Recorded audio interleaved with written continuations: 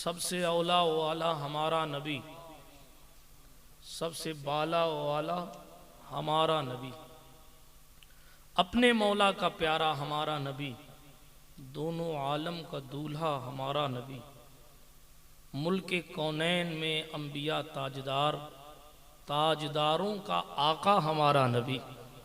क्या खबर कितने तारे खिले छिप गए, पर न डूबे न डूबा हमारा नबी। बुझ गईं जिसकी आगे सभी मशलें, शमा वो लेके आया हमारा नबी। शमा वो लेके आया हमारा नबी, जिसके तलवों का धोवन है आबे हयात, है वो जाने मसीहा हमारा नबी। सारे ऊंचों में ऊंचा समझिए जिसे, है उस ऊंचे से ऊंचा हमारा नबी। सारे अच्छों में अच्छा समझिए जिसे, है उस अच्छे से अच्छा हमारा नबी।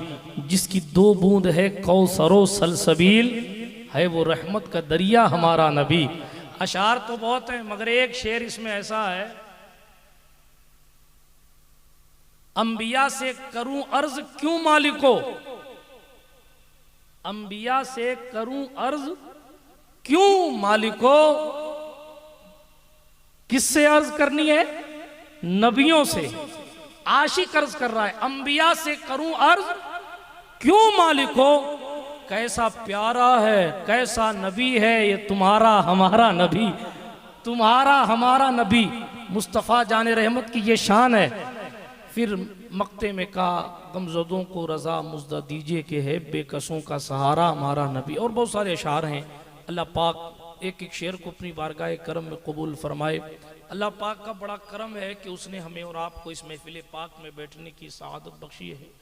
बड़ी देर से आप हज़रात इस महफिल में बैठे हैं और मुझे पता है कि ये आप लोगों के लिए आधी नींद का वक्त है। इस वक्त तक तो आप लोग आधा सो चुके होते हैं कमोबेश, इसलिए मैं ज़्यादा लंबी चौड़ी गुफ्तगू नहीं करूँगा। बड़ी देर से अल्हम्दुलिल्लाह आप हज़रात औलाद रसूल से नाते रसूल समात फरमा रहे थे। यह आपकी खुशकिस्मती है। अल्लाह रब्बुल इज़्ज़त तमाम नाडोल नारलाई अतराफ़ व अकनाफ़ के जितने लोग आए हैं, मेहनतें की हैं, अल्लाह सब की कोशिशों को अपनी बारगाह करम में कबूल फरमाए। अल्लाह पाक ने ये करम फरमाया है कि उसने हमें और आपको सैयदुल अंबिया की उम्मत में पैदा फरमाया है। और इस एहसान का इजहार भी कुदरत ने कुरान मुक़द्दस में इस शान के साथ फरमाया है कि लक़द मन्नल्लाहु अलल मुमिनीना इज़ बाअसा फ़ीहिम रसूला। अल्लाह ने मोमिनों पर एहसान किया, बेईमानों पर नहीं किया, ईमान वालों पर ये एहसान किया है। और वो एहसान ये है कि उनमें सैयदुल अंबिया को भेजा है। कोई महबूब किसी को नहीं देता, कोई किसी को अपना महबूब, मेरी तरफ तवज्जो करें, कोई किसी को अपना महबूब, बात नहीं समझ में आ रही, सलाम पढ़ ले, खड़े हो जाएं, सलातो सलाम पढ़ ले, दुरूद शरीफ पढ़ें, सल्लल्लाहु अलैहि नबील उम्मी व आलिहि सल्लल्लाहु अलैहि वसल्लम, सलातों व सलामन अलैका या रसूलल्लाह सल्लल्लाहु अलैहि वसल्लम। नहीं समझ में आए तो फिर वक्त ख़राब करने से क्या फ़ायदा है ना। हाथ उठाकर बताएं कितने लोगों को नहीं समझ में आ रहा है।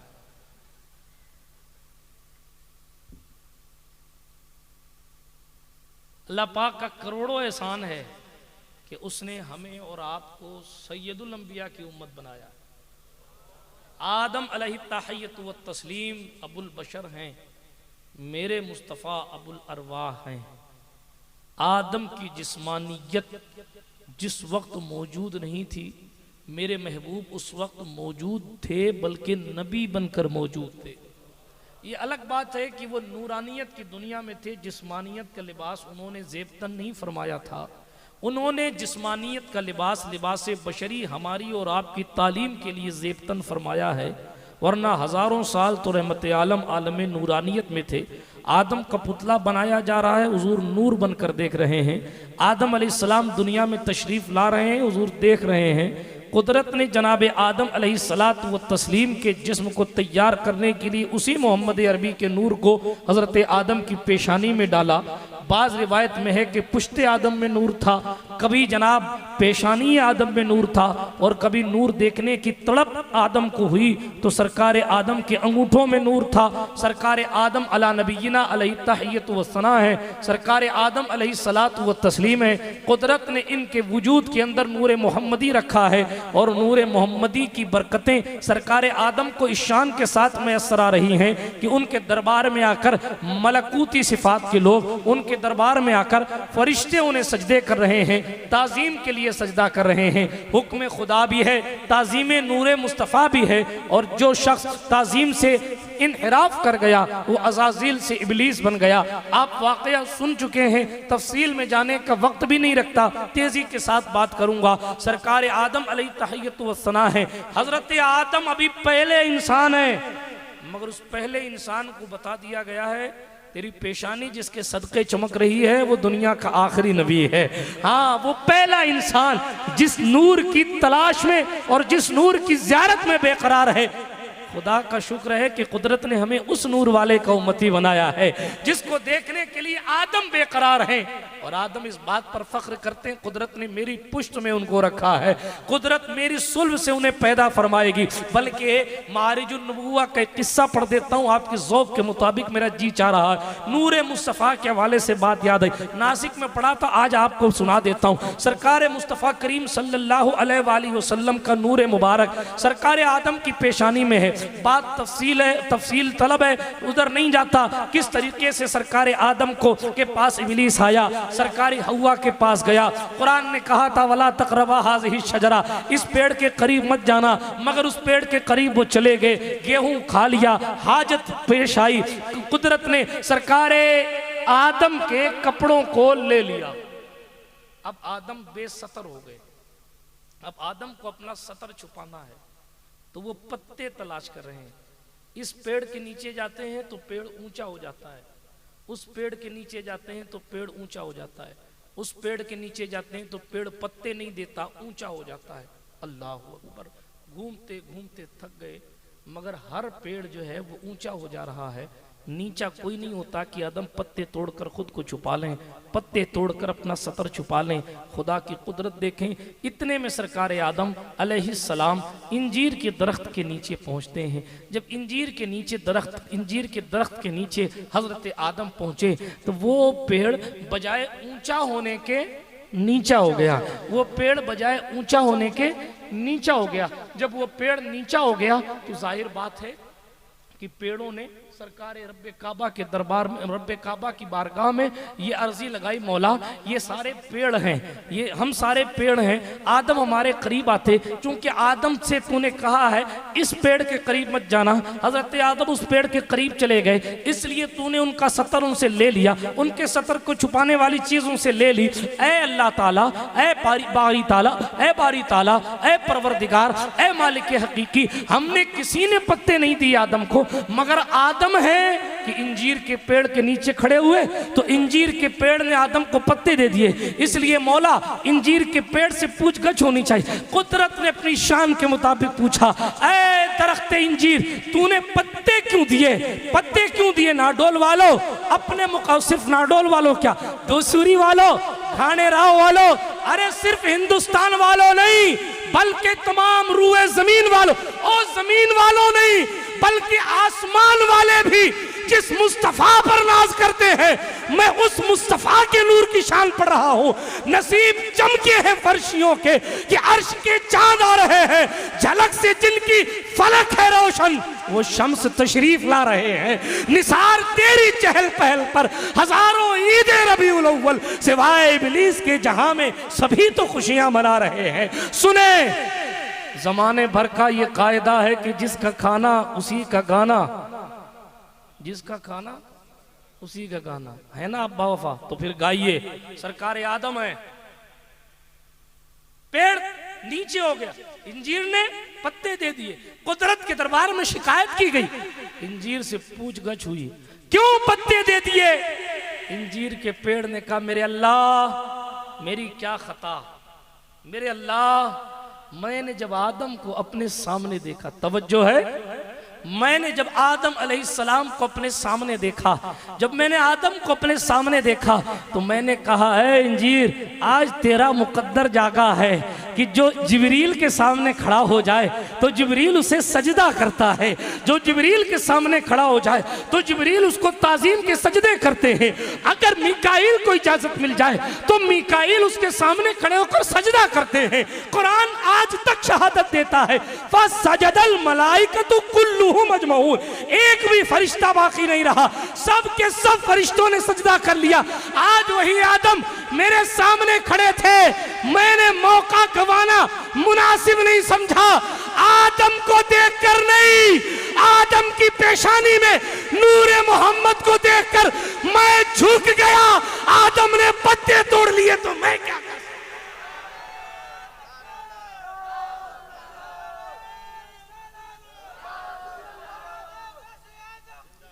ये मुस्तफा जाने रहमत है, फर्श वाले तेरी शौकत का उलू क्या जाने। खुसरवा अर्श पे उड़ता है फरेरा तेरा, आसमां खान जमी खान जमाना मेहमान, साहिबे खाना लक़ब किसका है, तेरा तेरा। मैं तो मालिक ही कहूंगा कि हो मालिक के हबीब, यानी महबूब व मुहिब में नहीं मेरा तेरा। इंजीर की कसम कुरान याद करता है, वत्तीन, इंजीर की कसम। फिर कभी सूरह 3 पे तकरीर होगी कि कुदरत ने यहाँ जवानी का भी जिक्र किया, लक़द खलक़नल इंसान फ़ी अहसनी तक़वीम। 4 कस्में याद करके ये कहा है लक़द खलक़नल इंसान। मैं फिर कभी बोलूँगा एहतराम इंसानियत पर। मैं अभी अपने महबूब की बात कर रहा हूँ। इस शान का महबूब आदम अलैहिस्सलाम को सजदा किया फरिश्तों ने। चलते चलते ये भी बात अर्ज कर दूँ, फरिश्तों ने सजदा किया। आप पूछेंगे हुजूर को कब किया फरिश्तों ने सजदा? आदम को तो किया है, हुजूर को तो नहीं किया। तो फिर आदम अफजल हुए, हुजूर कैसे अफजल? सवाल है। पहली चीज, अल्लाह का कुरान कहता है इन्नल्लाह व मलाइकतहु युसल्लूना अलन नबी, अल्लाह उसके फरिश्ते नबी पर रहमत भेजते हैं। पहली बात, आदम को सजदा ताजीम के लिए फरिश्तों ने किया, बेशक किया। ये भी बात है कि उसमें नूरे मोहम्मदी था इसलिए किया, चले किया तो आदम को। लेकिन पहली चीज़ ये, सरकारे आदम अला नबीना अलैहिस्सलाम को जब फरिश्तों ने सजदा किया तो एक बार सजदा किया। कितनी बार? जोर से बोलो और जोर से बोलो, सिर्फ एक बार। और आदम को सजदा करने में माज़ अल्लाह खुदा नहीं था, फरिश्तों ने किया था। ठीक, ताज़ीमी सजदा फरिश्तों ने। वो अलग बात है कि उनकी उम्मत में ताज़ीम के लिए सजदा दुरुस्त था, इस उम्मत के कानून में ताज़ीम के लिए सजदा भी सही नहीं है। तेज़ी के साथ आगे बढ़ता हूँ। तो पहली चीज़ तो ये है कि फरिश्तों ने किया, एक बार किया। सबसे ख़ास बात, अल्लाह का कुरान फरमाता युसल्लूना अलन नबी। ये उलमा बैठे, इनको नहव के सीगे याद हों तो बहरहाल सीगों की तरफ भी नहीं जाता, चूँकि आपको देखना है उलमा को, तो सब पढ़े लिखे लोग हैं। लेकिन ये युसल्लूना इस्तिमरार का फ़ायदा दे रहा है।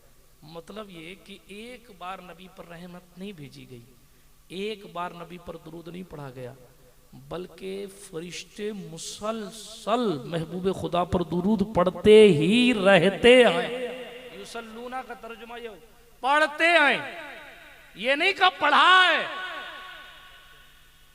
ये नहीं कहा एक बार सल्लल्लाहु अलैहि नबी, एक बार नमाज, एक बार दुरूद पढ़ दी, नहीं, पढ़ते हैं। कब से पढ़ते हैं ना इसका जिक्र है, कब तक पढ़ेंगे ना इसका जिक्र है, बस पढ़ते हैं। और सिर्फ फरिश्ते नहीं पढ़ते, फरिश्ते तो बारगाह रिसालत में 70,000 सुबह आते हैं, 70,000 शाम आते हैं, सलामी पेश करके जाते हैं। मगर आदम को सजदा करने में सिर्फ फरिश्ते थे, हुजूर पर दुरूद पढ़ने में खुद खुदा भी है। पहले फरमाया इन्नल्लाह, पहली चीज तो यही है कि महबूब की शान तो यहीं से बढ़ गई। आदम की शान इतनी है कि फरिश्ते उन्हें सजदा करते, मगर मुस्तफ़ा की शान इतनी है कि फरिश्ते इन पर एक बार नहीं बल्कि दुरूद इन पर पढ़ते ही रहते हैं। और फिर मुस्तफ़ा जान रहमत की शान ये है कि इन पर फरिश्ते दुरूद पढ़ते ही रहते हैं और साथ ही साथ इनका खुदा भी इन पर रहमत भेजता रहता है, और एक बार नहीं न जाने कितनी बार इन पर। तो बहरहाल अज़मत व शान सारे नबियों की अपनी जगह, अपने महबूब की शान बेमिसलो बेमिसाल। मैं अर्ज कर रहा था सरकार आदम है, दुनिया नूरानियत की बातें करूंगा तो बात लंबी हो जाएगी। जिब्रील की उम्र हुजूर ने पूछी, सरकार जिब्रील ने उम्र बताई, किस शान के साथ नूरानियत की दुनिया में हुजूर रह रहे हैं, तफसील में नहीं जाता। नूह की कश्ती भंवर में है, मुस्तफ़ा नूरानियत की दुनिया से देख रहे हैं। इब्राहीम खलीलुल्लाह को आग में डाला जा रहा है, उनके काम जो नूर आ रहा है वही नूर हमारे मुकद्दर में तशरीफ लाया। इस्माइल को मिना की वादी में जो बचाता है वही सरकारे मुस्तफ़ा जान रहमत का नूर है। हुजूर अलैहि ताहियत व तस्लीम की क्या बातें की जाए और क्या छोड़ी जाए। इस शान का नबी है कि आदम से लेके ईसा तक जिनके आमद के चर्चे रहे। हजरत मूसा कलीमुल्लाह ने बाकायदा तौर पर लोगों को ये बता दिया था कि ये सितारा जब अपनी जगह से हिल जाए, सितारा जब अपनी जगह से हिल जाए तो समझ जाना कि नबी आखिरुज़्ज़मा की पैदाइश का वक्त आ गया है। बात समझ आ रही है आपको? ये वो नबी हैं, हजरत मूसा ने इनकी बात की। बल्कि एक किस्सा सुना देता हूँ तुब्बा हुमैरी का, इस साल सुनाया नहीं है, सुना देता हूँ। सनद की तरफ नहीं जाता कि इसका इस रिवायत का लेवल क्या है, लेकिन मैं सुना देता हूँ, तेज़ी के साथ सुनाता हूँ चूँकि दामन वक्त में गुंजाइश कम है। तुब्बा उमैरी जो है यकीनन वो यमन का बादशाह, और बाज़ लुगतों में तुब्बा हिमयरी है, ठीक है, वो यमन का बादशाह था। वो निकला सैर करने के लिए दुनिया की। हुजूर अलैहिस्सलाम की विलादत बासादत से तकरीबन 1000 साल पहले का किस्सा है। वो जब निकला तो लाखों लाख लोग अपने साथ लेकर निकला। 12 लाख उसके साथ पैदल चलने वाले थे, सवार थे, हाथियां थीं, ऊंट थे, लंबा चौड़ा काफिला था। और वो चलता रहा दुनिया, जहाँ जाता जिस शहर में वहाँ से 10 आलिम या 4 आलिम अपने साथ ले लेता था। इस तरह घूमते घूमते वो शहर मक्का पहुंचा। जब मक्का के शहर पहुंचा तो लोग इसकी खैरियत पूछने नहीं आए। अब लाखों लोग साथ लेकर कोई पीर साहब जाएं तो जाहिर है कि लोग उसको आकर उनसे मुलाकात करते हैं और लोग हालात से जो है वो मुतासिर होकर उनकी खिदमत में हाजिर होते हैं। उस दौर में इतने लाख लोगों को लेकर जब वो बंदा चलता रहा, शहर मक्का पहुंचा तो मक्का वालों में से कोई भी शख्स इसकी खैरियत लेने नहीं आया, इनसे मुसाफा करने नहीं आया। जब मुसाफा करने नहीं आया तो इन्होंने लोगों से पूछा, मैं जिस शहर में जाता हूं उस शहर का आदमी मुझसे मिलने आता है, वहां के लोग मुझसे मुलाकात करने आते हैं, यहां कोई मिलने नहीं आया। तो लोगों ने बताया, शाह साहब यहाँ एक काबा है, लोग साल भर में उसका तवाफ करने के लिए आते हैं, और जो तवाफ करने आता है वो यहाँ वालों को इतना नजरो नियाज पेश कर देता है कि उसको आप जैसे बादशाहों के पास आकर नजराने लेने की जरूरत नहीं पेश आती, इसलिए वो आते नहीं है। अच्छा, तो उसने दिल ही दिल में सोचा कि मैं काबे को गिरवा दूंगा, माज़अल्लाह काबा गिरवा दूंगा, और फिर मैं अपने यहाँ इन सबको वहाँ गिरजाघर बुलवाऊंगा, तो वहाँ वो सब आएंगे हमारे यहाँ। तफसीलात में जाने का वक्त नहीं है, तेज़ी के साथ सुना रहा हूँ। ज़माना पहले सुनाया था इसलिए लफ्ज़ बलफ्ज़ याद भी नहीं है, तेज़ी के साथ सुना रहा हूँ। याद आ गया तो सुना देता हूँ ताकि आपकी खामोशी टूटे और आपके दिल में जो इश्क़ रसूल की चिंगारी है उसको शोला जवाला बनाया जाए। मुस्तफ़ा करीम अलैहिस्सलातु व तस्लीम के इश्क़ में आपको डुबोने की कोशिश की जाए ताकि आपको ये एहसास हो सके कि कुदरत ने हम पर कितना बड़ा एहसान किया है कि उसने अपना महबूब हमें दे दिया है। सुनिए, 1000 साल पहले की बात, लोगों ने कहा साहब यहाँ शहर मक्का है, लोग यहाँ आते हैं तवाफ करने के लिए, आपसे यहाँ कोई मिलने नहीं आया इसलिए कि इन लोगों को आप जैसे बादशाहों की ज़रूरत नहीं। उसने बुरी नीयत की, जब उसने बुरी नीयत की तो उसकी नाक से खून गिरने लगा। क्या होने लगा? हाँ, अब वो बेकरार हुआ। इख्तिसार के साथ अर्ज करूं, लोग आते उसका इलाज करने के लिए, उसको चेक करते और वापस चले जाते, लेकिन बादशाह किसी से ठीक नहीं हो रहा था। वक्त गुजरता रहा मगर बादशाह की तबीयत ठीक नहीं हुई। अभी मक्के में बादशाह का क़याम है, लेकिन जनाब इसकी तबीयत ठीक नहीं हो रही है। आखिरकार ये मरहला भी आया, एक कोई तबीब हाजिक आया, हकीम हाजिक आया, यानी माहिर हकीम ने आकर नब्ज पकड़ी और उसने मशवरे के तौर पर पूछा, बादशाह सलामत, आपने कोई नीयत बुरी तो नहीं कर ली है? आपने कोई बुरी नीयत तो नहीं की? कहा क्यों? कहा इसलिए कि मुझे मर्ज आसमानी दिखता है और इलाज जमीनी हो रहा है। आप शायद किसी बुरी नीयत के शिकार हैं, अगर ऐसा है तो तौबा कर लीजिए, वही आपके मर्ज का इलाज है। बादशाह ने कहा बात तो ये ठीक कहता है। उसने दिल ही दिल में तौबा की, मुझे माफ कर दे मौला, मैं कभी काबा नहीं गिराऊंगा। रब्बे काबा फरमाता है, अल्लाह पाक की शान तो ये है, अल्लाह फरमाता है ना, लक़द खलक़नल इंसान, हमने इंसान को पैदा किया और हम उसकी शहरक से भी ज्यादा करीब हैं। अल्लाह पाक इरशाद फरमाता है, हम उसकी जान की रग से भी ज्यादा करीब हैं। वना मा तुवस्विसु बिही नफ्सु, और उसका दिल क्या, उसका नफ्स क्या वसवसे पैदा करता है, हम उन ख्यालात को भी जानते। इधर इसने नीयत बुरी की, बीमार हो गया, नीयत अच्छी की, नाक का खून बंद हो गया। सुभान अल्लाह। कब कहोगे? 2023 में, जब गुजराती फिर आ जाएगा। कब कहोगे? सुने, मुस्तफ़ा करीम सल्लल्लाहु अलैहि वसल्लम की शान पढ़ रहा हूं। हाँ, अर्ज ये कर रहा था, रहमत आलम नूरे मुजस्सम अलैहिस्सलाम अभी पैदा नहीं हुए, अभी हुजूर आए नहीं है। शहर मक्का में जब उसने तौबा की, फिर जितने काबा के मुतवल्लियान थे उनको बुलाया, और काबा की देखभाल जितने लोग करने वाले थे उनको बुलाकर सबको जोड़े दिए, हजरत नजराने दिए, तोहफे पेश किए, सब खुश हो गए। साहब वहां से चल गए, मदीने की तरफ पहुंचे। वो मदीना, हुजूर के आने से पहले भी मदीने की कद्र थी। ये अलग बात है कि मदीना बना हुजूर के कदम से है, मगर जाहिर है कि हुजूर की नूरानियत जब हुजूर अलैहिस्सलाम की दुनिया में तशरीफ लाने से पहले है, तो ये नूरानियत मदीने तक भी तो जनाब पहले पहुंची हुई है, पहले पहुंची हुई। ये हुजूर की नूरानियत है। खैर, हजरत सुलेमान अलैहिस्सलाम भी गुजरे थे यहाँ से। किस्सा है ना, सरकार सुलेमान को कुदरत ने उड़न खटोला दे रखा था। वो अपनी उस चटाई पर बैठते थे, अपने तख्ते पर, और उस तख्ते सुलेमान की शान ये थी कि वो उड़ता था। सुलेमान अलैहिस्सलाम जिधर कहते थे उधर वो तख्ता उनको लेकर जाता था। अल्लाह का कुरान कहता, फसख्खरना लहु रीहा, हमने सुलेमान को ये मोजज़ा दिया था कि हमने हवाएं उनके लिए मुसख्खर कर दी। हजरत सुलेमान कहते हवा इधर की चल जा तो हवा इधर की चल जाती। सुलेमान कहते नहीं हवा इधर चल तो हवा इधर चलने लग जाती। सुलेमान फरमाते नहीं इधर चल तो हवा इधर की चलने लग जाती। आज किसान इंतजार करता है कि इधर की हवा चलेगी तो फसल तैयार होगी। अपने मुकद्दर पर नाज तो करो। जो हवा बदल देने वाला है वो मेराज की रात में पीछे खड़ा है।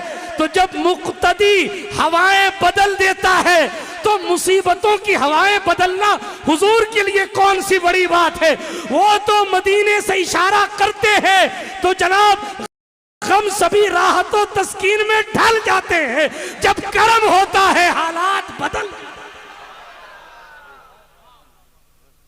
सुलेमान अलैहिस्सलाम उड़ रहे हैं, उड़ते उड़ते एक जगह पहुंचे, अपने तख्ते को अपनी चटाई को नीचे लाए।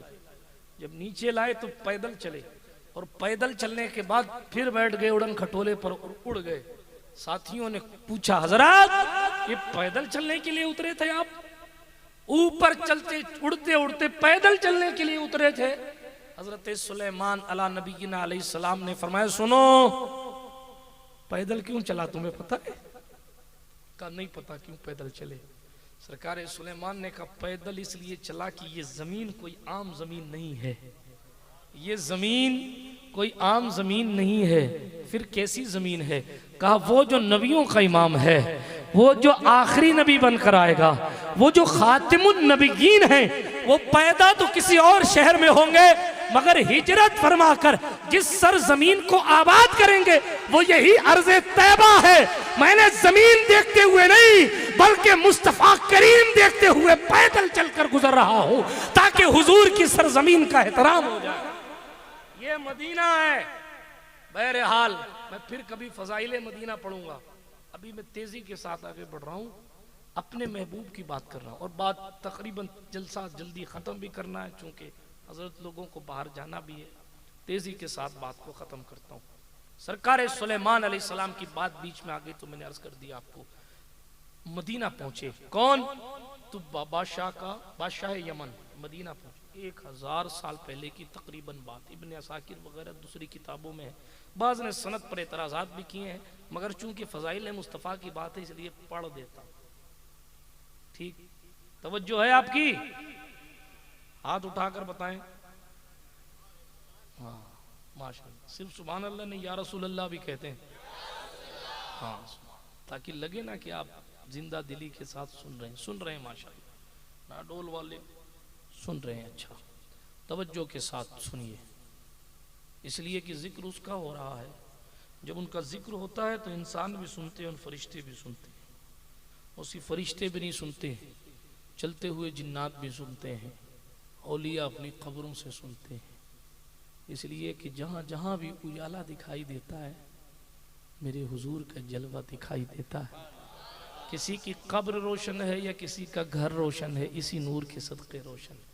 इसलिए जब इनका जिक्र होता है ना, इमाम जलालुद्दीन सुयूती ने लिखा है, जब हुजूर का मिलाद पढ़ा जाता है, जब हुजूर का जिक्र होता है तो जनाब कमेटी वाले ऊपर शामियाना लगाएं ना लगाएं, इमाम सुयूती लिखते हैं कि आसमानी मखलूक यानी फरिश्ते आकर अपने परों को उस महफिल को ढांप लेते हैं अपने परों से। हमें देखकर नहीं, जिसका नाम ले रहे हैं उसको देखकर। 1000 बार बशोयम जहन द मुश्को गुलाब, 1000 बार बशोयम दहन ज मुश्को गुलाब, हुनूज नाम तू गुफ्तन कमाल बेद बीस्त। ये मुस्तफ़ा जाने रहमत की शान है। तेज़ी के साथ आगे बढ़ता हूँ। मुस्तफ़ा करीम अलैहिस्सलातु व तस्लीम की बात कर रहा था, तुब्बा की बात आ गई। मक्के से साहब मदीना पहुँचे। अभी मदीना नहीं बना है, मदीना यसरब है। जब यसरब पहुँचते हैं, वो काफिला यसरब पहुँचा और जो उलमा उन्होंने जमा किए थे, सैकड़ों की तादाद में उलमा, जो लोग उनके साथ थे लाखों की तादाद में वहाँ मौजूद, और लाखों की तादाद में वहाँ मौजूद लोग। तुब्बा की तबीयत ठीक हो गई, अब जाने का इरादा है। जब जाने का इरादा है तो कहता काफिले वालों चलो कूच करो आगे चलते हैं। तो उन काफिले वालों में से 400 उलमा, कितने जोर से बोले, 400 उलमा, 2-4 नहीं, 400 उलमा बादशाह के पास आए। कहा बादशाह सलामत, आप जाइए, हमें यहीं रहने की इजाजत दे दी, हम नहीं जाएंगे, आप जाइए। अरे क्यों नहीं जाओगे? क्यों नहीं जाओगे? हमारे साथ चलो, हमारे काफिले में। कहा नहीं बादशाह, आप हमें यहीं रहने की इजाजत दीजिए। कहा क्यों? अब राज खुलता है, राज से पर्दा उठता है। क्या लोग थे वो? उन्होंने कहा बादशाह सलामत, हमने यहाँ की मिट्टी सूंघी है। बोलो सुभान अल्लाह। सुभान, ऐसे नहीं सुना जा, हुजूर की मिट्टी की बात हो रही है, हुजूर अलैहिस्सलातु व तस्लीम की मिट्टी की बात हो रही है, जो हुजूर का शहर है जनाब, जो हुजूर का शहर है, सरकार मुस्तफ़ा करीम सल्लल्लाहु अलैहि वसल्लम है। उलमा कहते हैं हमें मिट्टी से खुशबू आ रही है, हमें जो कराइन और दलाइल मिले और हमने जो किताबों में पढ़ा है बादशाह, उसके मुताबिक नबी आखिरुज़्ज़मा इसी सरजमीन पर तशरीफ लाए। इसलिए आप जाइए, हमें रहने दीजिए, आप तशरीफ ले जाइए, हमें यहाँ रहने की इजाजत दीजिए। बादशाह ने कहा चलो कुछ दिन मैं भी रुक जाता हूँ, आ जाते हो तो कहा पता नहीं वो कब आएंगे, मगर आएंगे यहाँ।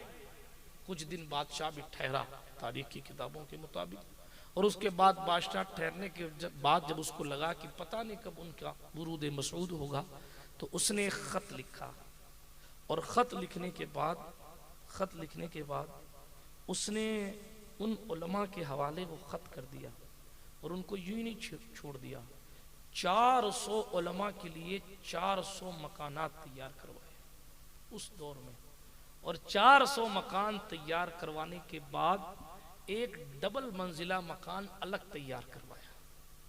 400 मकान अलग तैयार कराए और एक डबल मंजिला। उस माहौल में डबल मंजिला कैसा था, अब पता नहीं किस शान के साथ उसने उसको आलीशान बनाने की कोशिश की थी। अल्लाह अकबर। फिर उसके बाद क्या किया मालूम आपको, उसने ख़त लिखा और ख़त लिखने के बाद 400 उलमा से कहा ठीक है आप हजरात यहीं रहें और इंतज़ार करें कि नबी आखिरुज़्ज़मा तशरीफ़ ले आएँ। और नबी आखिरुज़्ज़मा जब तशरीफ़ ले आएँ तो मेरा ये ख़त उन्हें दे दीजिएगा, मेरा ये ख़त उन्हें दे दीजिएगा। ये ख़त उन्होंने उन उलमा के हवाले किया और वो बादशाह आगे चला गया। ये 400 उलमा अपने अपने घरों में वहाँ रहने लगे और वक्त गुजरता रहा। नस्लन बाद नस्लिन, पुश्तें गुजरती रहीं, एक पुश्त दूसरी पुश्त को वो ख़त पहुँचाती रही कि नबी आखिरुज़्ज़मा आएँ तो ये ख़त दे देना, आखिरी नबी आएँ तो ये ख़त दे देना, आखिरी नबी आएँ तो ये ख़त दे देना। पूरे मदीने में जनाबे वाला उन्हीं लोगों की आबादी हो गई, 400 लोग। और फिर उन 400 लोगों की औलाद, अल्लाह उसको रसूल बेहतर जाने किस शान के साथ उन्होंने मदीना को आबाद किया होगा।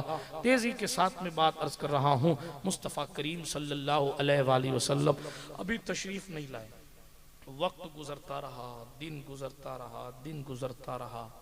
इधर शहर मक्का में वो रात आ गई जिस रात को सदियों से सितारे तलाश कर रहे थे, जिस रात को एक मुद्दते दराज से आसमान अपनी हसरत भरी निगाहों से देखने के लिए बेकरार था, जिस रात को इंतजार, जिस रात के इंतजार में चांद के सीने में दाग पैदा हो गए थे। सूरज सुबह नमूदार होता, तुलू होता तो उसी जलवे व दुहा को देखने के लिए बेकरार होता और इस उम्मीद पर कि जिसके नूर से मैं बना हूँ एक दिन वो आएंगे।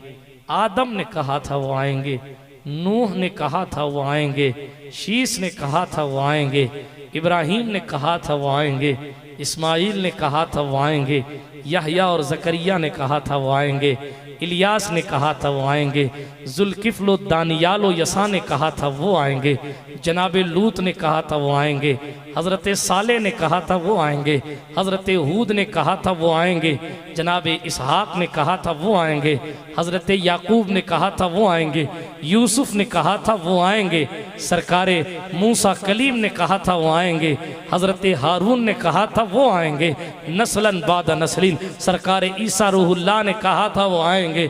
1 लाख कमो बेश 24,000 अंबिया किराम जिसकी आमद जिसको रब ने इजाज़तें बख्शी, उन लोगों ने जिनकी आमद का जिक्र किया और ये कहा वो आएंगे, वो आएंगे। अरे आशिक ने कहा खलीलुल्लाह ने जिसके लिए हक से दुआएं की, ज़बीहुल्लाह ने वक्ते ज़िबा जिसकी इल्तिजाएं की, जो बनकर रोशनी फिर दीदे याकूब में आया, जिसे यूसुफ ने अपने हुस्न के नए रंग में पाया, वो जिसके नाम से दाऊद ने नगमा सराई की, वो जिसकी याद में शाह सुलेमान ने गदाई की। हाँ हाँ दिले यहया में अरमा रह गए जिसकी जियारत के लबे ईसा पे आए वाज, जिसकी शान और अजमत के एक दिन वो मुस्तफा रात की तारीकी छट रही थी, दिन का उजाला तुलू हो रहा था, बल्कि जहालत का अंधेरा खत्म हो रहा था, इल्म की रोशनी पड़ रही थी, बल्कि कुफ्र की तारीकी मांद पड़ रही थी, इस्लाम का नूर तुलू हो रहा था, गुमराही दब रही थी, शहनशाही उठ रही थी।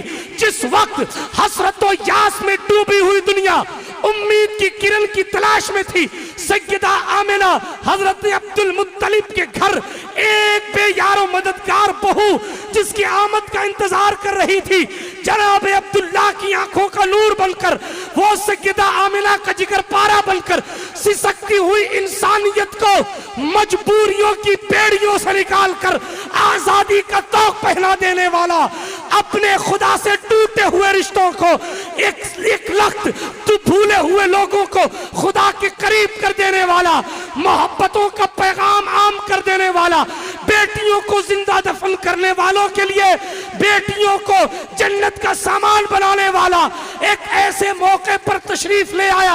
आदम की रूह मौजूद है, नूह की रूह मौजूद है, न जाने किस किस की रूहानियत मौजूद। जिब्रील कभी काबे के मिंबर पर चढ़ते हैं, कभी उतरते हैं, कभी सरकारे आमिना की दहलीज पर ईसा की मां आकर खड़ी है, कभी जनाबे मरियम के साथ हजरते सरकारे हवा मौजूद है, कभी आसिया मौजूद है, कभी हूरा ने बहिश्त बनाए ले रही है, कभी गिलमान दरवाजा नबूवत पर खड़े हैं, कभी तायरे सिदरा सैयदा आमिना के दरवाजे पर आकर कहते हैं या रसूल अल्लाह अब तो तशरीफ ले आइए। आखिर वो घड़ी आ गई।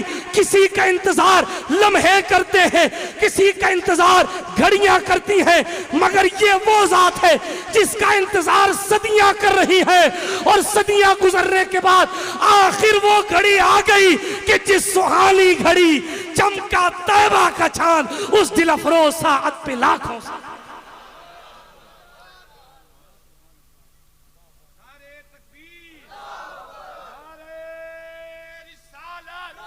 आखिरकार हुजूर आ गए। अब जब तशरीफ ले आए, सितारा अपनी जगह से हिला, यहूदी सैयदना अब्दुल मुत्तलिब के दरवाजे पर पहुंचा।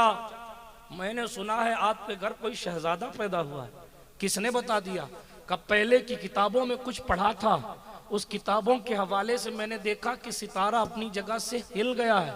मैंने मोहल्ले वालों से पूछा किसके घर में बच्चा पैदा हुआ, तो लोगों ने कहा अब्दुल मुत्तलिब के घर पोता आया है। अब्दुल मुत्तलिब ने कहा तुमने बिल्कुल ठीक पढ़ा है, क्योंकि मैं उस वक्त काबे में था, काबे की हरम में काबा में बैठा था, सहने काबा में बैठा था।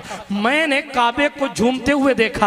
अरे यार, पत्थर दिलों से कहो, काबा पत्थर होकर जिसकी आमद पर झूमता है, तुम्हारे पास जो दिल है क्या वो भी पत्थर का है? हुजूर के दादा कहते हैं काबा झूमता था। हुजूर का आशिक कहता है जिसकी आमद पे बैतुल्लाह मुजरे को झुका। अब मैं इसकी तफसील नहीं पढ़ूंगा, वरना आपकी अक्लों के परिंदे उड़ जाएंगे कि हुजूर की आमद पर काबा झुका कैसे था। मैं मकामे हुजूर क्या बयान करूं यार, जब गौसे आजम की शान ये है कि जनाब जिनके दरबार में काबा आकर तवाफे दरे गौसे आजम करता है, सारे अख्ताबे जहां करते हैं काबे का तवाफ, काबा करता है तवाफे दरे वाला तेरा, तवाफे जिस्मे वाला नहीं, तवाफे दरे वाला तेरा। जब अब्दुल कादिर के दरवाजे की शान ये है तो उस महबूबे कादिर की शान क्या होगी? मैं क्या बताऊं मुस्तफा की शान क्या है। मगर जिब्रील भी बेकरार। आज मैं उनको देख लूंगा जिनको नूर बनकर देखा था, आज मैं उनको देख। कभी काबे के मिंबर पर चढ़ते हैं, कभी आमिना के। आप शेर सुनते हैं नात खानों से, भी जिब्रील उतरे भी न थे काबे के मिंबर से। क्यों चढ़े थे?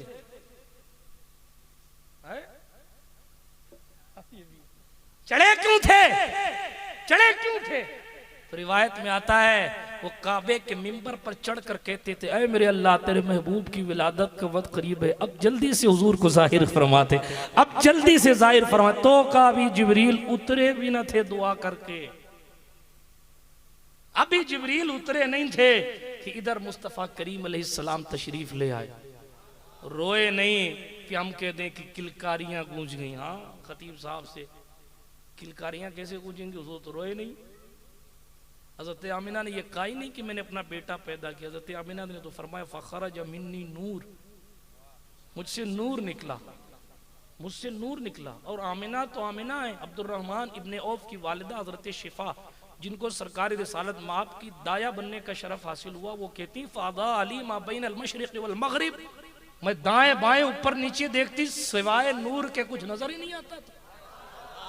हुजूर को देखा ही नहीं अभी तक। तो अभी तो रोशनी है, इस कदर रोशनी है। सैयदा आमिना कहती रोशनी इस कदर है कि मेरी आंखों ने इतना नूर हासिल किया कि मुल्क के शाम के महल्लात मैंने मक्के में बैठे बैठे देख ली।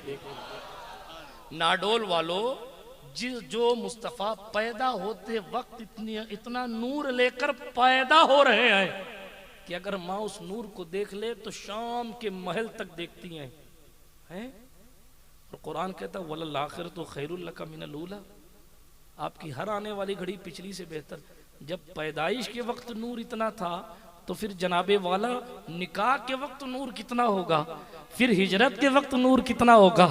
अल्लाह अकबर। फिर उस हिजरत में बिस्तर पर अली हैं, साथ में सिद्दीक हैं, उनके पास नूर कितना होगा। खैर बात तो यह है कि उनकी नस्लों में फिर नूर कितना होगा।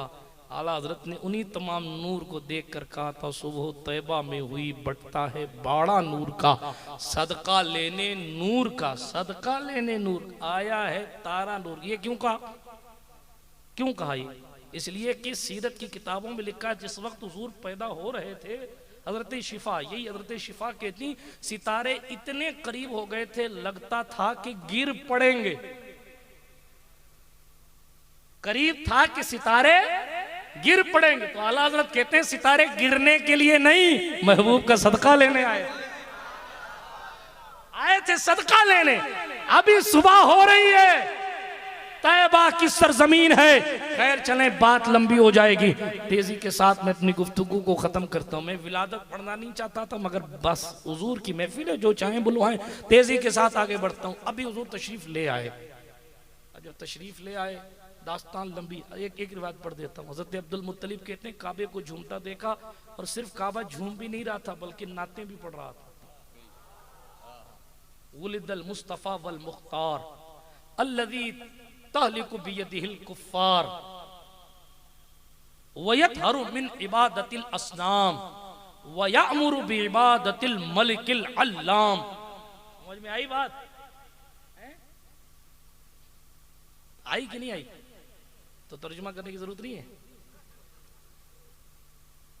फरमाया मुस्तफा और मुख्तार पैदा हो गए, मुस्तफा और मुख्तार पैदा। बेइख्तियार लोगों से कहो काबा ने उसी वक्त इनको मुख्तार कह दिया था, लेकिन काबा क्यों झूम रहा है? काबा क्यों झूम रहा है? इंसान झूमे, अब्दुल मुत्तलिब झूमे कि मेरे घर पोता पैदा हुआ। काबा क्यों झूम रहा है? क्योंकि काबा भी जान रहा है तरक्की अब होगी। अभी तक तो मुझे बुतों से भर दिया इन लोगों ने जो मौजूद हैं, मगर अब वो आएगा जो मुझे भी साफ करेगा और मुझे किबला बनाएगा। काबा तो दादा ने बनाया था, किबला पोता बनाएगा। और मेरी कसम अब याद की जाएगी और अब कहा जाएगा ला उक़सिमु बिहाज़ल बलद, इसलिए झूम रहा हूं। अब मेरी मनक़बत पढ़ी जाएगी कुरान में, इन्ना अव्वल बैतिन वुदिअ लिन्नास लल्लज़ी बिबक्कतिन मुबारका। तो इसलिए झूम रहा हूं कि मैं काबा तो था, किबला बनाने वाला आ रहा है, इसलिए झूम। उसकी भी तरक्की थी ना, इसलिए झूम रहा। खैर काबा झूम रहा है, झूम रहा है, झूमने दीजिए। नाद भी पढ़ रहा है। हुजूर अलैहिस्सलाम हुजूर हैं, ये हुजूर विलादत मुस्तफ़ा की और शबे, ये शबे नूर की बातें हैं। आ गई बात तो मैंने अर्ज कर दिया। आखिरकार हुजूर आ गए। जब तशरीफ ले आए, जब मुस्तफ़ा तशरीफ ले आए तो जाहिर है कि शोर हो गया कि हुजूर आ गए, आ गए, आ गए, आ गए। यहूदी अब्दुल मुत्तलिब के घर पहुंचा। आपके घर शहजादा पैदा हुआ? हाँ पैदा हुआ, बड़ी शान वाला शहजादा पैदा हुआ। हजरत अब्दुल मुत्तलिब ने जब देखा कि न रोया है, अब्दुल मुत्तलिब को सैयदा आमिना ने बताया सर सजदे में रखा है। अब्दुल मुत्तलिब को हजरत सैयदा आमिना कहने लगी कि शान ये है कि खतना शुदा है और नाफ बुरीदा है, कुछ काटने पीटने की जरूरत नहीं है, कायनात का मुख्तार। हजरत अब्दुल मुत्तलिब ने कहा अरे ऐसा है, फिर तो मेरे बेटे की बहुत बड़ी शान होगी। ये अब्दुल मुत्तलिब के जुमले। उनकी मौजूदगी में हुजूर ने ऐलान नबूवत नहीं किया, मगर आप सीरत की किताबें पढ़ेंगे ना तो हुजूर आकर अगर अब्दुल मुत्तलिब की गद्दी पर बैठ जाते तो अब्दुल मुत्तलिब किनारे बैठ जाते और दादा किनारे बैठते और मुस्तफ़ा को बीच में बैठा रहने देते। अभी हुजूर ने नहीं बताया कि मैं नबी हूं, मगर सूरज को बताने की जरूरत थोड़ी पड़ती है कि मैं सूरज हूं। उसकी किरणें ही बता देती हैं, किरणें ही बता देती हैं कि ये सूरज है। बात समझ आए? और सूरज रहे कहीं भी चमकाता सबको है। सूरज रहता चौथे आसमान पर है हजरत। कितने पे? चौथे पे। जो हम उर्दू की किताबों में लिखा है, हदीस की किताबों में, कि सूरज चौथे आसमान पर रहता है।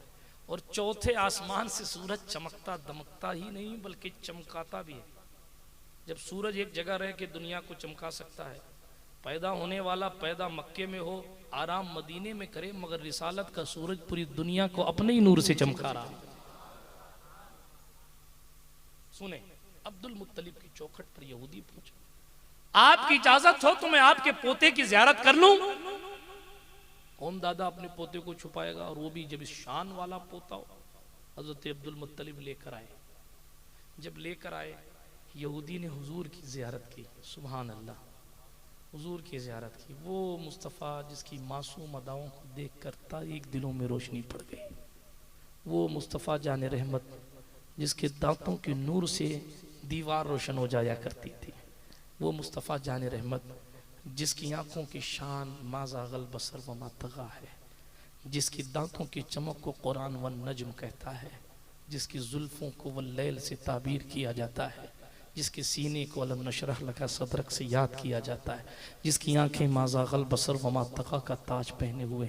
हाँ हाँ, क्या क्या बातें मैं करूँ, ये मेरे मुस्तफ़ा हैं। सरवर कहूँ, मालिक कहूँ, मौला कहूँ तुझे, बाग़े खलील का गुले ज़ेबा कहूँ तुझे। अल्लाह रे तेरे जिस्म मुनव्वर की ताबिशें है जाने जा, मैं जाने तजल्ला कहूँ तुझे। वो जिस्म मुनव्वर यहूदी के सामने गोद में है अपने दादा की। यहूदी ने ज़ियारत की, दिल तड़प गया। कहा अगर आपकी इजाज़त हो तो मैं बच्चे की पीठ देखना चाहता हूँ। पीठ किस लिए? बस मैं देखना चाहता हूँ। हज़रत अब्दुल मुत्तलिब ने हुजूर अलैहिस्सलातु व तस्लीम को थोड़ा सा घुमाया। जब हुजूर अलैहिस्सलातु व तस्लीम की पुश्ते अनवर से कपड़ा हटा तो बालों का गुच्छा, छोटे छोटे बालों का गुच्छा हुजूर के कंधों के दरमियान था। यहूदी ने देखा और देखकर बेहोश होकर जमीन पे गिर गया। जब होश आया तो लोगों ने कहा बेहोश होने की वजह क्या थी? कहा अपने मुकद्दर की हसरत, अपने मुकद्दर पर अफसोस करके बेहोश हो गया। क्या क्या हुआ? कहा अब बनी इसराइल से नबूवत मुंतकिल हो गई है। ऐ कुरैशियों तुम्हें मुबारक हो, ऐ कुरैश वालों, ऐ खानदाने कुरैश के लोग तुम्हें मुबारक हो। अब नबूवत तुम्हारे मुकद्दर में है और आज के बाद तुम्हारी तारीफें इस आने वाले शख्स की वजह से की जाएगी।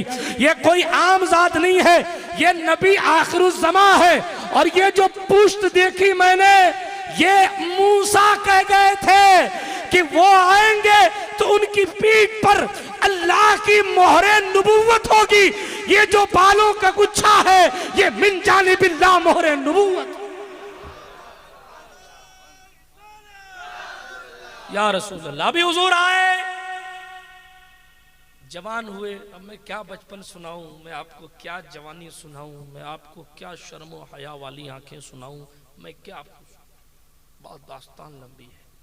40 साल की उम्र हुई, ऐलान नबूवत फरमाया।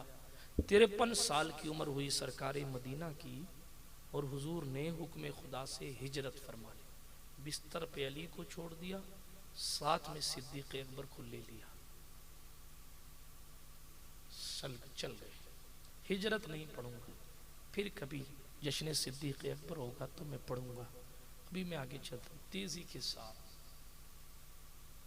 गारे सौर होते हुए, गारे सौर में खुद इंतजार कर रहा था।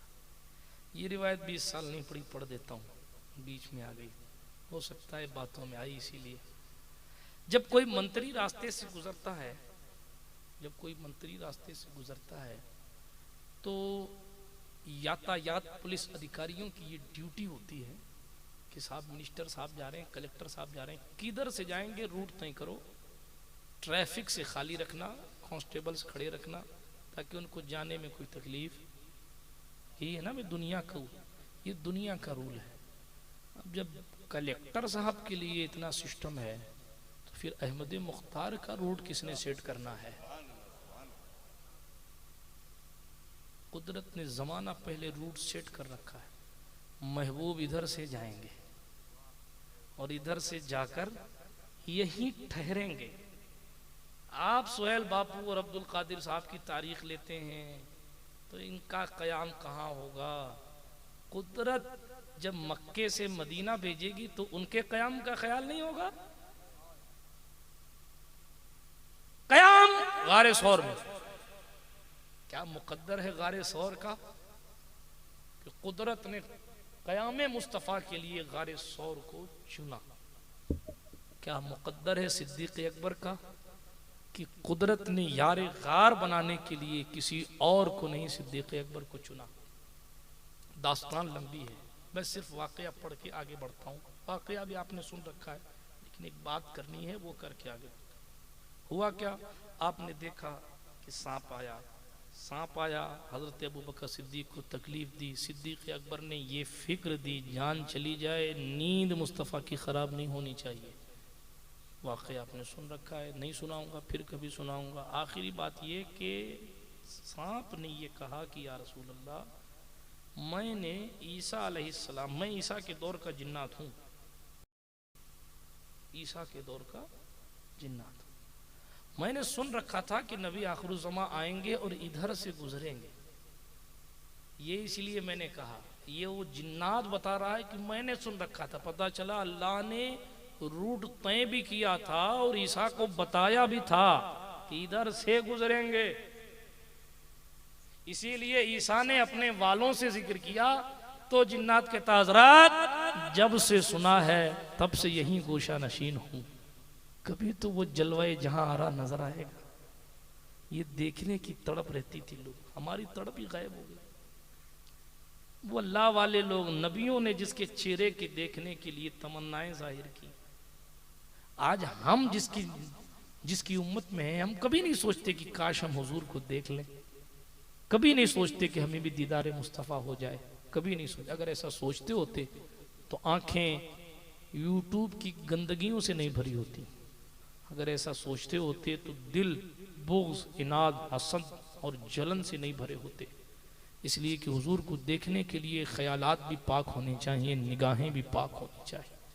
जब ये सब पाक हो जाएगा तो मदीना दूर है, मदीने वाला दूर नहीं है। सुना है आप हर आशिक के घर तशरीफ लाते हैं। आगे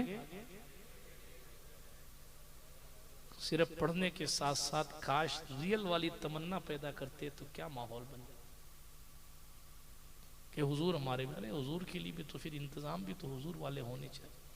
चले मैं बात को आगे बढ़ाता हूँ, फिर कभी इस टॉपिक पे बोलूँगा। अभी तकरीर का वक्त मुकम्मल हुआ चाहता है, 12 बजे जलसा ख़त्म होने का मामला था। अब मैं बात को तेज़ी से ख़त्म करता हूँ। आखिरी मरहले में गुफ्तगू चल रही है। सरकारे ईसा के दौर का था, अब उसने हुजूर की ज़ियारत के लिए सारा मामला किया। उस बात को भी वहीं रख देता हूँ और आगे चलते हैं। हिजरत फरमाकर मदीने के करीब हुजूर पहुँच रहे हैं। बुरीदा असलमी 70 साथियों को लेकर आए। किस लिए? 100 सुर्ख ऊँटों का ऐलान हुआ था या 70 ऊँटों का ऐलान हुआ था। कुफ्फारे मक्का ने कहा था मोहम्मद चले गए हैं, जो पकड़ ले और कत्ल कर दे तो इतने 100 ऊँट हम तोहफे में देंगे।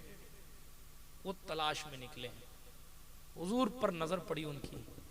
देखे ना, हुजूर को देखने के लिए सदियों से, ज़माने से, सदियों से सांप बेकरार है और यहाँ तलाश करके पहुंचे। हुजूर को देखा, क्या वो जलवाए वो दुहा था? आए थे कत्ल करने के लिए। हुजूर को देख के जो है ना वो तलवार जमीन पर रख दी। 70 लोग लेके आए थे, ऊंट चाहिए सुर्ख। जब हुजूर को देखा तो कहा या रसूल अल्लाह, ऊंट नहीं चाहिए, आपका दामन चाहिए। कलमा पढ़ाइए। हुजूर ने उनको वही कलमा पढ़ाकर मुसलमान कर दिया। जब उन्होंने हुजूर के हाथ पर कलमा पढ़ लिया, अब आशिक हो गए। अब जब आशिक हुए तो फिर आशिकों का काम करना है। जब आशिकों का काम करना, मदीना करीब आ रहा है। ये 70 लोग हुजूर के साथ हैं। जब मुस्तफ़ा निकले थे गारे सौर से तो 2 ही 2 थे, मगर अब जब करीब पहुंच रहे हैं तो बुरीदा असलमी 70 लोगों के साथ इजाजत चाहते हैं। या रसूल अल्लाह, आपका दाखिला मदीने में हो रहा है, आप इजाजत अगर दे दें तो हम अपने सरों की चादरें उतार लें और अपने नेज़े, वो भाले जो आपको मारने के लिए लाए गए थे, माज़अल्लाह, वो नेज़े जो हुजूर के कत्ल के इरादे से लाए गए थे, आप अगर इजाजत दें तो हम उन नेज़ों पर अपने इमामों के अपने सर की चादरों को टुकड़े करके उनको अपने नेज़ों पर लगाकर उसका झंडा बना ले और आपके लिए उस झंडे को लहराने लग जाए। हुजूर ने इजाजत दी। 70 के हाथों में नेज़े हैं और 70 के हाथों में झंडे हैं। आप पूछते हैं कि झंडा क्यों लगाते हो, क्यों लगाते हो? आप पूछते हैं, हम कहते हैं जिब्रील झंडा। पिछले दिनों किसी तकरीर में इंटरेस्टिंग बात है आपके इंस्टाग्राम की, इंटरेस्टिंग बात, पिछले दिनों मैंने किसी तकरीर में कहा भाई जिब्रील अलैहिस्सलाम की सुन्नत है झंडा लगाना। जिब्रील ने पूरब में लगाया, पश्चिम में लगाया, काबे में लगाया। तो एक साहब ने मुझे इंस्टाग्राम पे सवाल किया, कहने लगे हजरत एक देवबंदी पूछ रहा था कि उस झंडे का कलर क्या था, उस झंडे का कलर क्या? देखे ना, दिल में बुग़्ज़ होता है तो फिर ऐसा ही होता है। मगर यहाँ भी अल्हम्दुलिल्लाह थोड़ा मोड़ा ही सही मगर दिल में इश्क है। हुजूर की जूतियों का सदका। हजरत उसने जैसे ही कहा कि उसका झंडा कैसा था, मैंने कहा उससे पलट कर पूछना। हुजूर ने फरमाया हश्र में मेरे हाथ में झंडा होगा, जरा ये बता कि उस लिवाउल हम्द का कलर कौन सा होगा? उसका कलर तू बता दे, इसका मैं बता दे।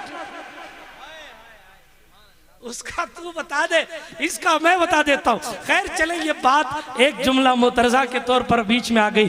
तो अर्ज ये कर रहा हूं, झंडा, बहरहाल झंडा 70 लोग, क्या 70 लोग जुलूस नहीं होते? 70 लोग हुजूर के साथ हैं, 70 के हाथ में झंडे हैं, उनकी चादरें। और जनाब मदीने वाले भी बाहर आ रहे हैं, मदीने में हुजूर का दाखिला हो रहा है और मदीने में शान के साथ दाखिला हो रहा है। बालकनियों पर, अपने घरों के बाहर, अपने घरों की चबूतरियों पर छोटी छोटी बच्चियां हैं और हुजूर को देख कर कह रही तला अल बद्रु अलैना मिन सनियातिल वदाई वजबत शुक्र अलैना मा दा लिल्लाहि दाई। वो छोटी छोटी बच्चियां ऐलान आम कर रही हैं, नहलु जवारिम मिन बनी नज्जारी या हब्बज़ा मुहम्मदुम मिन जारी। हम कबीला बनु नज्जार की छोटी छोटी बच्चियां हैं।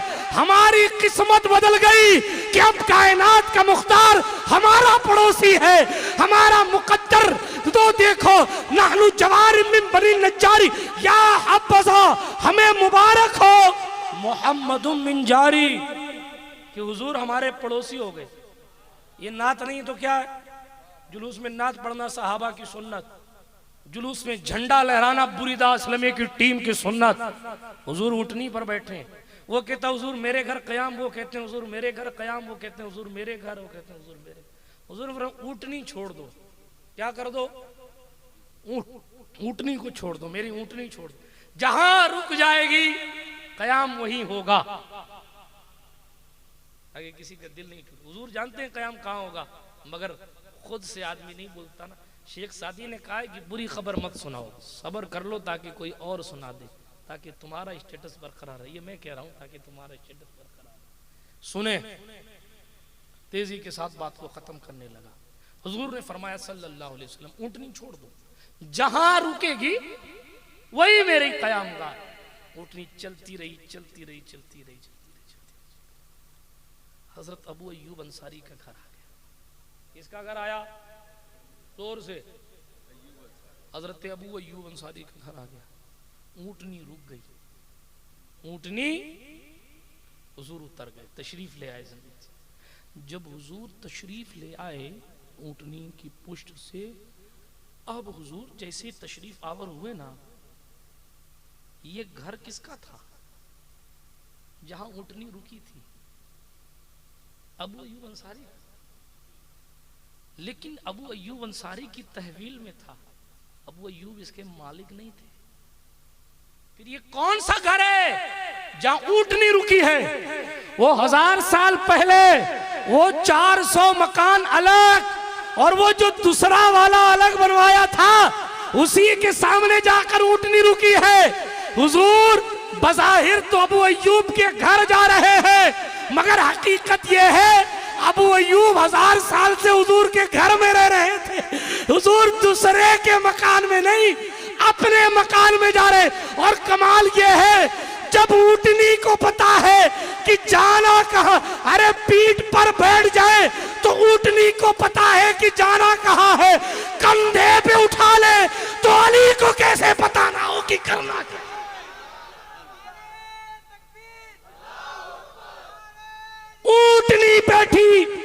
घर के सामने जिसको 1000 साल पहले बनाया गया, हुजूर उतरे, घर में दाखिल हुए, कहा अबू लैला को बुलाओ। ये अबू लैला कौन है?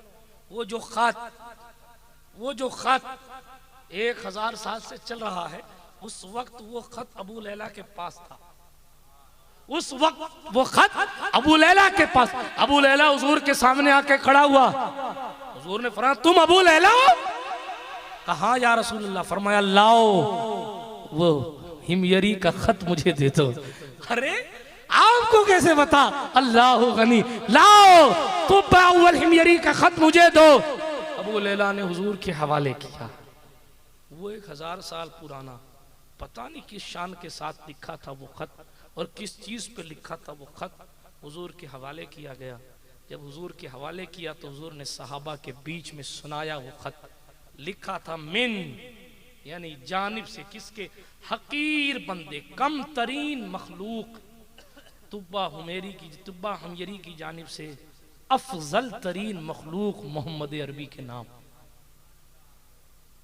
क्या अंदाज है। फिर कहा ऐ अल्लाह के नबी, मैंने आपको देखा नहीं, मगर मैं आप पर ईमान लाता हूँ।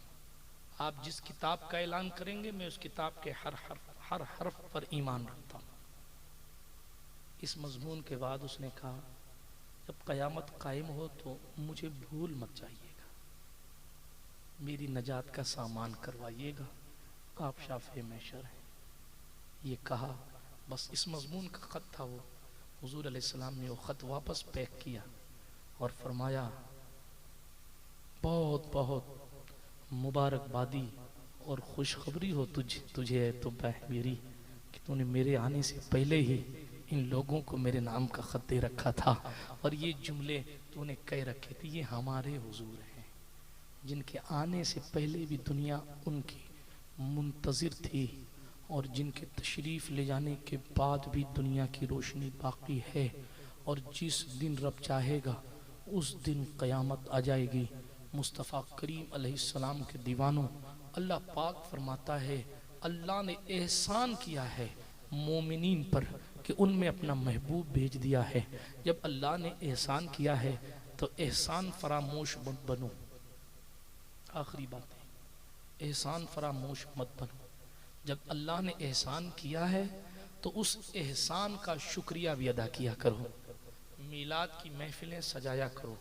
और दूसरी बात, जब अल्लाह ने एहसान फरमाया है तो जिस मकसद के लिए हुजूर को भेजा है उस मकसद पर अमल पैरा होना भी ज़रूरी है। आप ये सोचें कि सभी मिलादुन नबी के दिन जुब्बा अच्छा पहन लें या मेरी तरह जुब्बा कुब्बा अच्छा पहन लें और काम हो जाए। हुजूर की सुन्नतों को पामाल होने से बचाना ये हमारी और आपकी जिम्मेदारी है। ईद मिलादुन नबी के दिन तो खूबसूरत इमामे के पेश टाइट कर लिए और शादी का मौका आया तो जनाबे वाला आपने नाच गाने शुरू कर दिए। कुदरत ने आपको बेटा क्या दिया आप भूल गए। रामलाल श्यामलाल पुलिस वालों के डंडे का खौफ हो तो डीजे की महफिल नहीं बचती। अल्लाह रब्बुल इज्जत का डर निकाल दिया। क्यों? अल्लाह ने रहम कर रखा है। इसलिए क्या चाहते हो, आसमान से आग आ जाए? क्या चाहते हो कि शक्लें तब्दील हो जाएं? पहले की उम्मतों पर जो हुआ वो हमारे साथ भी हो जाए। अल्लामान वल हफीज, एक अल्लाह वाले के आस्थाने पर हम और आप बैठे हैं। ज़रा देखें कि हम नाम नमूद के लिए क्या नहीं करते। नाम के लिए लाखों लाख रुपए खर्च किए जाते हैं, लाखों लाख रुपए उधार लिए जाते हैं। खुदकुशियां होने के मरहले आते हैं क्योंकि बेटी की शादी पर कर्जा इतना ले लिया है। हालात इतने ख़राब से ख़राब तर हम खुद कर लेते हैं कि जनाब जो ज़रूरत नहीं होती उन चीज़ों को भी हम अपने ऊपर लाजिम कर लेते हैं। हालात इतने ख़राब होते हैं कि ऐसी महफिलें सजाई जाती हैं कि उसका जिक्र करते हुए भी शर्म महसूस होती है। और फिर बाद में तावीज़ लिखने वाला तलाश करता है। कोई बाबा मिल जाए तो काम कर दे, फलाने ने करा दिया है, फलाने ने करा दिया। आपने कुछ नहीं किया, दूसरों ने कराया। सब आपने कुछ किया ही नहीं, सब दूसरों ने कराया। हैरत नहीं है इस बात पर? जेठानी ने ये कराया, देवरानी ने ये कराया, फलाना ने ये कराया, फलाना। वो आपने फजर की नमाज छोड़ी, उसकी मनहूसियत कहाँ जाएगी? आपने असर की नमाजें बर्बाद की, उसका गुनाह और उसका तूफान किधर जाएगा? सब देवरानियां जिठानियां ही कर रही हैं। और ऐसे ऐसे लोग 500-500 रुपए के चक्कर में डब्बे झूठ बोल देते हैं, इल्जामात आयद करते। बेगैरतों को इतनी शर्म नहीं आती, इतनी शर्म नहीं आती कि इस्लाम के कानून में 80 कोड़े मारने का हुक्म है इल्जाम लगाने वाले पर। आपने कह दिया, देवरानी ने कहा, अगर आपको नहीं पता था तो आपने क्यों 500 रुपए के लिए झूठ बोला या 5000 रुपए के लिए झूठ बोला? 80 कोड़े मारने का हुक्म है अगर किसी पर इल्जाम लगाया जाए। कयामत में जो होगा वो होगा। इल्जाम लगाने वाले की गवाही इस्लाम में कबूल नहीं है, झूठा इल्जाम लगाने वाले। पढ़े आप कुरान मुकद्दस के सूरह नूर के पहले सफ़े पर कानून मौजूद है। क्या बना लिया हमने मजाक, और लोगों की मेंटेलिटी भी ये हो गई। 500 के चक्कर में किसी ने अगर झूठ बात कह दी तो 20-20 साल के रिश्ते देवरानी जिठानी के पानी पानी हो जाते हैं। बाबा ने, ओ बाबा को पता कहां से चला, वो तो खुद बेरोजगार फिर रहा था। हंसने की बात नहीं है, अफसोस का मकाम। जिसका लेवल इतना गिरा है कि वो ट्रेन के डब्बों में अपने स्टिकर लगवाता है कि आओ 24 घंटे में समाधान, और तेरा खुद का ही समाधान नहीं हुआ तो दूसरों का समाधान क्या करेगा? मैं नहीं डरता किसी बाबा बाबा से, फला साहब जादू कर देंगे, फला टोना कर दो। हमारे लिए सुल्तान मखदूम अशरफ का नाम काफी है। उनके यहां बड़े बड़े ठेकेदारों को ठीक कर दिया जाता है। बात इतनी है, अपनी सोच को तब्दील करें। मैं अपनी सलामी रिश्ते की माओ बहनों से भी गुजारिश करूं, बदलें अपने आप को। किसी के तोते ने मुकद्दर बता दिया तो आपने उस पर भरोसा कर लिया। किसी की गणित हिसाब किताब ने, वो इतना हिसाब किताब अच्छा है तो ये अपने सितारे क्यों नहीं ठीक कर लेते? 6-6 महीने से खुद की तनख्वाहें नहीं मिल रही हैं, उसके सितारे नहीं ठीक हो रहे, दूसरों के रोजगार, तुम्हारा रोजगार बांध दिया और बाबा आपका। और उसके बावजूद लोग जा रहे बाबा। 25 तकरीरें एक तरफ और एक बाबा की 25 सेकंड की बात एक तरफ। ये हमारी कैफियत है, माफ कीजिएगा, ये हमारी हकीकत है। और यही वजह है कि हम बर्बादी के कगार पे। किसी को बुरा लगे तो माफ ना भी करोगे तो मत करना, मैं दिल आजारी के लिए नहीं कर रहा हूं, मैं तो अपने महबूब का दीन बता रहा हूं। हुजूर इसलिए आए थे कि आप हुजूर का कलमा भी पढ़ो और नाचो भी। हुजूर इसलिए आए थे, हजारों साल जो नूरानियत के ऐशो आराम में रहा, वो ऊंटनी की ओजड़ियां अपने पीठ पर लेने के लिए इसलिए आया था कि हम और आप जुओं के और शराब के अड्डों में डूब जाए, शादियों के मौकों पर ताश के पत्तों से रातें गुजरे, या जनाब कव्वालियों के नाम पर औरतों से शेर सुने जाए। इसलिए हुजूर आए। वो खुद भूखे रह रहे हैं, पेट पर पत्थर बांधकर। दुनिया को क्या दर्द से भूखे रह जाना, हराम मत खाना। आप 3 पत्ती से पैसे खा रहे हैं, आप ऑनलाइन जुए खेल रहे हैं। हुजूर के सच्चे वफादार बनिए, ताकि खुशी हो तो हुजूर याद आए, गम हो तो हुजूर याद आए। और गम पहाड़ बनकर भी आ जाए, लेकिन जो हुजूर का होता है उनके निसार कोई कैसे ही रंज में हो। जब याद आ गए हैं, सब गम भुला दिए हैं, सब गम भुला दिए हैं। एक दिल हमारा क्या है, आजार इसका कितना। तुमने तो चलते फिरते मुर्दे, चलते फिरते मुर्दे जिला दिए हैं। चलते फिरते मुर्दे फिर पढ़ूंगा, मगर मेरे करीम से गर कतरा किसी ने मांगा। दरिया बहा दिए हैं, दुर्बे बहा दिए हैं, आने दो या डुबो दो। अब तो तुम्हारी जानिब कश्ती तुम्ही पे छोड़ी, लंगर उठा दिए हैं। अल्लाह क्या जहन्नम अब भी न सर्द होगा, रो रो के मुस्तफ़ा ने दरिया बहा दिए हैं। जब आ गई हैं जोशे रहमत पे उनकी आंखें, जलते बुझा दिए हैं, रोते हंसा दिए हैं। खैर मुल्के सुखन की शाही, मतलब पर्दून की महक ने दिल के गुंचे खिला दिए हैं। जिस राह चल गए हैं कूचे बसा दिए हैं। मुल्के सुखन की शाही तुमको रजा मुसल्लम जिस समत आ गए हो सिक्के बिठा दिए हैं। यार जिंदा सोहबत बाकी, खाक मुझ में कमाल रखा है, मुस्तफ़ा ने संभाल रखा है, मेरे ऐबों पे डाल कर पर्दा मुझको अच्छों में डाल रखा है। अब जो कुछ बचा इंशाअल्लाह 28 तारीख को देसूरी में शुरू किया जाएगा। वमा अलैना इल्लल बलाग। अस्सलामु अलैकुम।